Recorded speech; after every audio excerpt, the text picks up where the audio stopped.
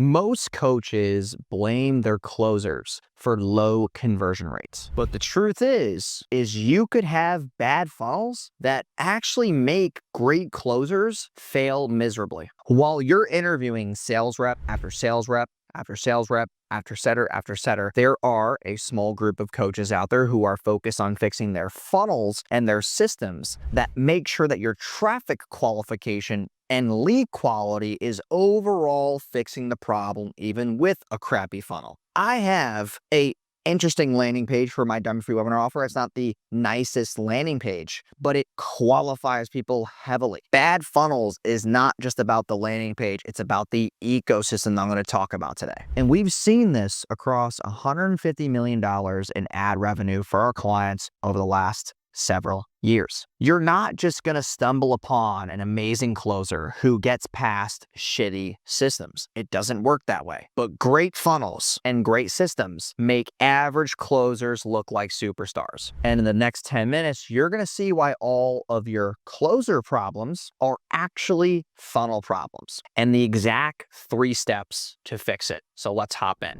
Bad funnels send cold prospects to great closers. When we are blaming the closer, when deals do not close, we are not establishing solutions or a good culture. We are hurting the sales team because we're putting all the pressure on them. When you're the business owner, you hired them, but you gave them a shitty alley-oop. When you give a basketball player a shitty lob, it is harder for them to dunk it. And you're the person giving them a shitty lob, which is the funnel. The real issue is that prospects are showing up cold, confused, and skeptical. Skeptical more than ever. We are in a trust recession. It is harder for prospects than ever before to pull their credit cards out and buy high-ticket programs with ease. Now, a live case study of this is that bad funnels like Tara was running DM funnels, making about 20, 30K a month.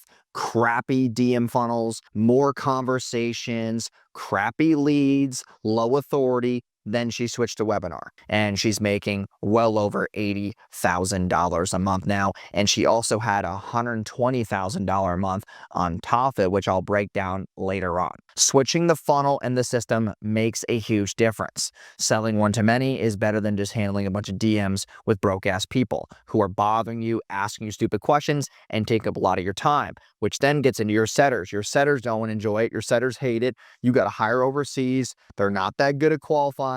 They're not that good at actually being situationally aware to break prospects down in a good short amount of time. Keep this in mind. Even a superstar closer can't overcome underqualified leads.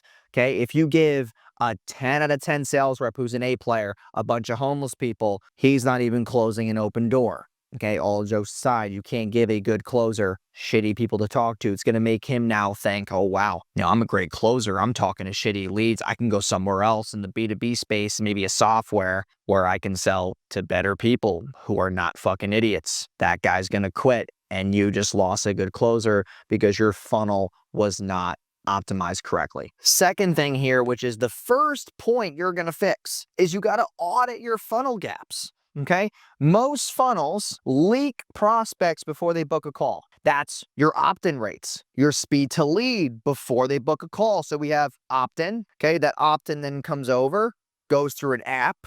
The app could have drop off, the opt-in could have drop off, and then they get to the calendar and they might drop off. There are multiple funnel gaps that you're not looking out for. Maybe it's your creatives, high cost per clicks, low CTRs. You got to look at what those gaps are, and there are a couple.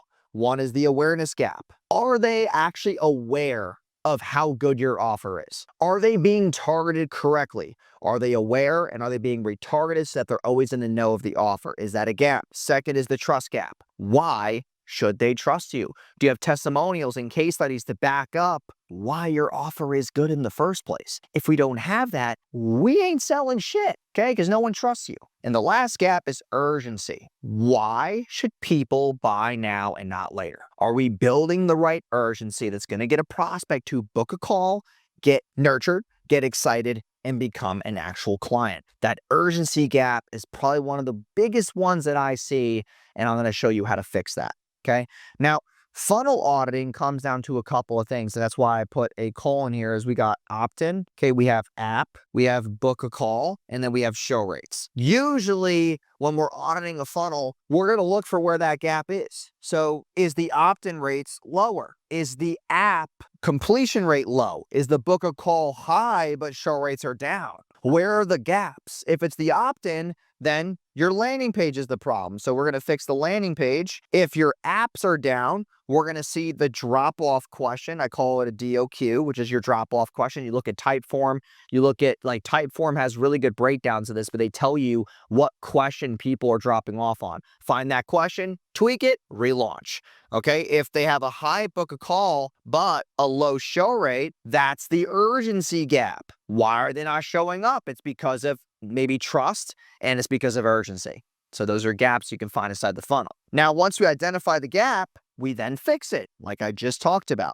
When we fix it, your closer now succeeds, and you can stop having to hire a new closer every damn month. Okay, and here's the crazy part. When you don't fix this shit, you're over-promising them. Oh, you're gonna get so many leads. They're fucking shit. Oh, you're gonna make 10K a month here. My offer sucks. You're over-promising, under-delivering on your hires, and you're building bad culture. Okay, so here's the second part of how you're gonna fix this. Okay, you're gonna build your pre-frame system. So you're gonna warm up prospects so that they actually show up with urgency. Okay, we're gonna educate, qualify, and warm up before the call. How do we educate? Okay, that's usually through a VSL. Qualify, setter, and warm up before the call. That's going to be your emails, your SMS. Okay, each of these help you get closer to the goal of getting someone from completely cold to a warm, hungry prospect or buyer, which is the best case scenario. Second is we use webinars, VSLs, and emails to do 80% of it. We like to run webinars weekly where we take all these prospects, sell one to many. Even people who don't buy are still getting warmed up. Okay, so that's the first thing. Second thing is VSLs.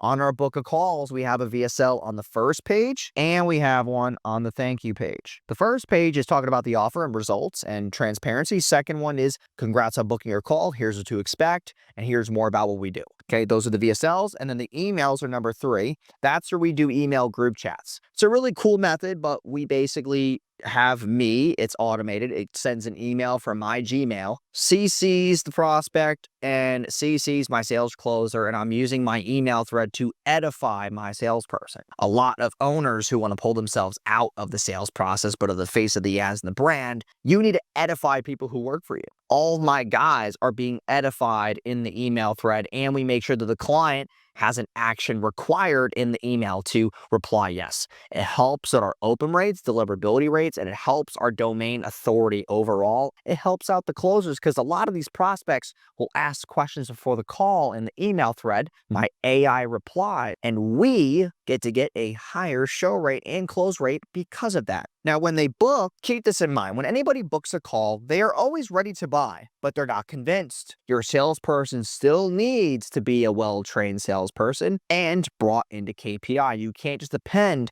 on a VSL and a webinar and all these things to only close them. There's still some type of personnel and training required to have this high converting ecosystem, okay? Because when they do become consultants on the call, now we don't have to convince anybody, because when we start to convince, we start to have sales resistance, because that's when we start doing manipulative sales tactics because your closer is ass, okay? And that's why we get to the last part here. Okay, this part is really important. This is the third and final part. And this is very important because it's going to make your closer way more effective. So let's say you have a setter, okay, and we want to pass that qualified lead over to the closer. When we're passing a qualified lead, we want to pass them over to the closer with a good handoff. Now, what does this mean? Well, the setter booked the call or the setter confirmed the appointment. What's a good way to talk about a handoff? Well, thanks again, Marie. Based on our conversations today, you want to solve X, Y, and Z very fast, correct?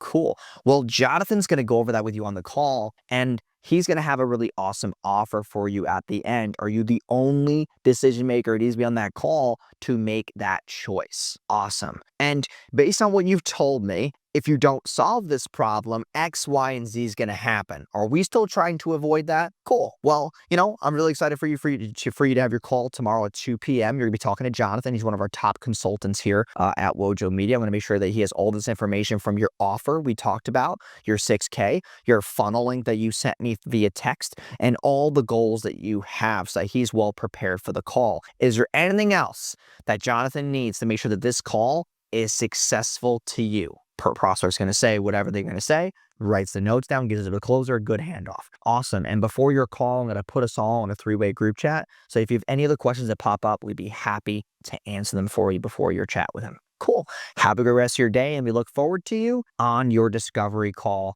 Make sure you're on desktop, on a Zoom, camera on, in a very nice environment. Can you do that for me, Marie? Awesome. Well, have a good rest of your day. We'll see you tomorrow at 2 p.m. I'm making the group chat now. Have a good day. And that's it. That's the handoff script. Okay, what info does the closer need? That right there is a great way to build the rapport and have the handoff from setter to closer so that those gaps are full. Now we want to set expectations for the prospect for the call. I just did that. Does anybody else have to be here to make that decision on the call? How important is the fix right now? What else does a closer need to make sure that this call is successful to you? The last part is confirmation.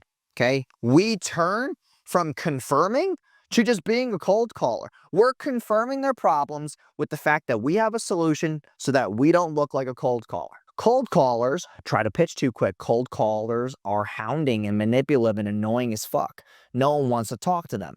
But when we confirm things and agree, even if we agree to disagree, we still got to agree. You agree, then they go on the sales call with the right prep and the handoff. The closer, who's actually trained and good, can take it from there. Okay, and these 3 parts are going to help you have a better funnel system when you address those gaps. And your closer is going to be a lot more effective when you're able to address these gaps. Now, if you have a VSL, book a call funnel, low ticket, webinar, whatever that looks like, maybe you're in DM ads, I love to optimize your funnel and have my team bolt onto yours to fill these gaps. There's a Calendly link in the description below and also in the comment section. You could book a free demo call with our team to go over this. And subscribe if you're new, if you got value from this video, and comment any questions you have. I'm happy to answer them, and I will see you in the next video. Peace.